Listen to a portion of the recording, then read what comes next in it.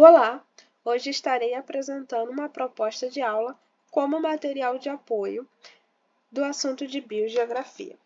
Então, falarei sobre biogeografia, a evolução no espaço e tempo, e tratarei de assuntos como seleção natural, dispersão e vicariância na distribuição das espécies.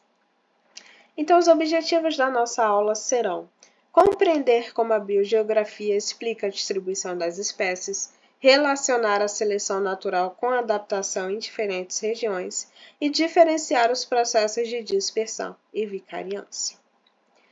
Você já se perguntou por que o mico-leão-dourado só existe no Brasil? Ou por que os pinguins vivem em regiões frias, enquanto que os camelos sobrevivem em desertos?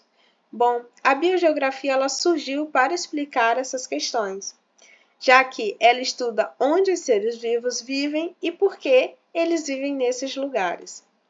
Ela investiga os fatores históricos, geológicos, ecológicos e evolutivos que influenciam essa distribuição. Então, por que as espécies estão onde estão?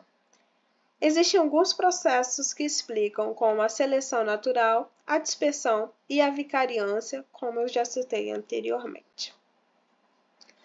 Falando um pouquinho sobre seleção natural, ela é o processo pelo qual os organismos mais adaptados sobrevivem e deixam seus descendentes. Darwin, em uma de suas viagens para as Ilhas Galápagos, percebeu que existiam um grupo de aves que só existiam naquelas ilhas, que são os tentilhões. Ele percebeu também que cada tentilhão possuía um bico adaptado à ilha em que estava distribuído.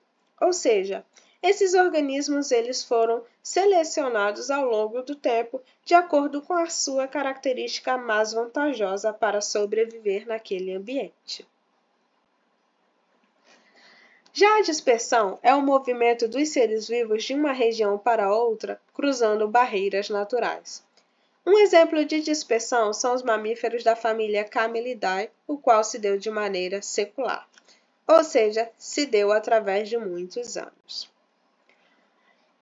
Os camelídeos eles surgiram ali na América do Norte e eles migraram para o norte e oeste, eles são os que pertencem à tribo Cameline. Eles atravessaram aqui o Estreito de Bering e deram origem aos camelos atuais, os bactrianos e os dromedários. Os bactrianos eles possuem duas corcovas e estão adaptados ao frio e às estepes da Ásia Central e Oriental, enquanto que os dromedários eles possuem apenas uma corcova e estão adaptados ao calor dos desertos áridos da África e Oriente Médio. Por outro lado, existe outro grupo e eles migraram para o sul e pertencem à tribo Lamine. Eles atravessaram o Istmo do Panamá e deram origem aos camelídeos do Novo Mundo, que são a lhama, a vicunha, o guanaco e a alpaca e estão distribuídos em quase todos os países da América do Sul. Por outro lado, nas aves, o processo de deslocamento se dá pelo voo.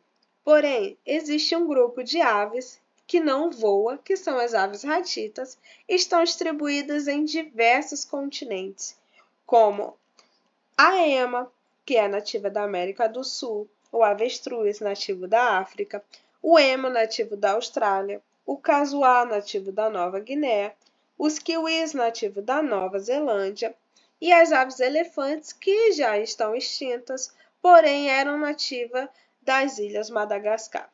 E como vocês acham que isso se deu? A resposta para essa pergunta é vicariância. Mas relembrando ali um pouquinho do assunto de deriva continental. Bom, antes os continentes eram juntos ali na Pangeia e foram se separando ao longo do tempo. A vicariância, então, ela acontece quando há uma barreira natural, como uma montanha, um rio ou um mar, e separa populações de uma mesma espécie, que foi o que aconteceu com as aves ratitas. e com o tempo esses grupos eles passam a evoluir de forma independente, dando origem a novas espécies. Como já falei, a distribuição delas são ampla e elas evoluíram através de um ancestral comum. Então, a diferença de dispersão e vicariância é que a dispersão se dá pelo movimento ativo das espécies, enquanto a vicariância se dá através de uma barreira no qual a espécie evolui a partir de um ancestral comum. A biogeografia, então, ela nos ajuda a compreender o passado, o presente e o futuro da vida no planeta. Hoje, as ações humanas também criam barreiras que alteram a distribuição das espécies, como o desmatamento, a urbanização e as mudanças climáticas.